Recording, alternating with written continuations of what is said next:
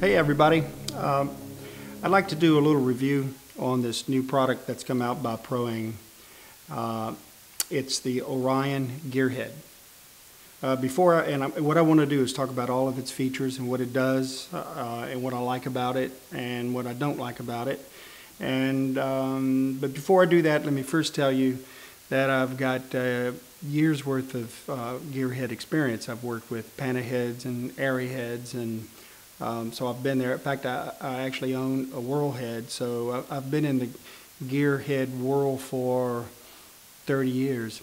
So I was very excited when this product came out, and I was very interested in giving it a review and talking about what its features are. So let's get right to it. I was very excited, but also a little questioning what the quality build would be on this head, because the price range is just perfect. It's, you know, a couple grand, so my goodness, you know, what are you going to get for a couple of grand? Well, this is what you get. First off, let's start with the fact that it weighs right at 50 pounds. So that is a drawback, and it's also a benefit all at the same time. The drawback is obviously 49 pounds, I think is what it actually weighs, is a lot to tote around. So this is not a run and gun piece of equipment. This is not going to be for weddings. It's not going to be for one-man bands or small crews. This is a production unit. This is for production projects. When I call production, I'm talking about where you have full crews, you're using grip trucks and all that business, where you've got assistant cameramen, and you've got, you know, it's a production piece. You only have two hands, so you're going to be tied up with your wheels. So from a focus standpoint, you're going to want a bona fide AC that's working with you. So that's a given, and that is what separates it from a lighter weighted fluid head that you would use in a normal interview or running and gunning type of material. But this is where the weight becomes a benefit. The stability of your camera is based on your support. And typically, the bigger your support is, the more stable and the better and the smoother moves that you can make. So if you have a lightweight camera like a DSLR, and you're not rigged out, and it's pretty much simple in its configuration, you don't have very much weight, and so you're going to be using, most likely you're going to be using a fluid head that is weighted appropriately. So it's going to be very, very difficult to make really nice production moves. I'm not saying it can't be done. It's done every day, but it's just a lot more challenging. When you start moving into heavier cameras, or if you start rigging out your DSLR to where it becomes more cumbersome, you start adding on all kinds of build-out things, monitors and so forth, becomes a little bit more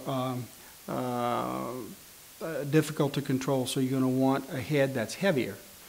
So this is a tool, just like a crescent wrench is a tool. You use a crescent wrench for certain things, but you're not going to you're not going to change a transmission with a crescent wrench. You reach for a different tool or tools. Well, this head is exactly the same way. This is a wonderful head for production shots. And what I'm calling production shots, and that are rehearsed shots that has precise blocking, precise lighting, and precise movement, and precise camera pulls, and all of that falls into what I call production. This head is perfect for that. Let me talk about the features on it for a second.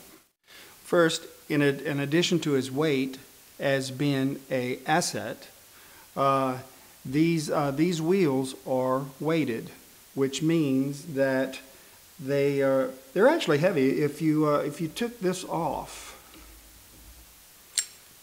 gee whiz, this wheel alone is probably 8 pounds, maybe 10. This is a pretty substantial pretty substantial wheel, and it's quite simple the way it comes on and off. It has a little key in there, and you just tighten it up. But what is so cool about it is it has a fabulous feel. It just feels wonderful.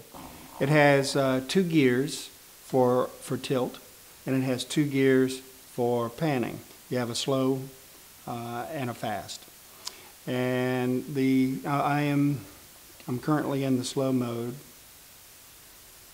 and it just feels like butter. Everything is very well seated in here. These roller guides makes no noise. There's no pulling, no dragging. But the thing I like about it the most, and the reason why I like Gearhead so much, is it connects you to the camera. It is an incredible feeling to work with wheels as opposed to working with a fluid head. It's just two different languages altogether. So that's my long take on the Gearhead versus the fluid head. I would say this is a very quality piece of equipment. This is a real piece of equipment. It's very, very well made, and I'm very happy with it. I just got it. I have not used it in the field yet or in a production. I'm shooting some food later today and tomorrow, so I'll be very excited to use it. I have another Gearhead up there that I'm working with currently, but I'm really looking forward to this one.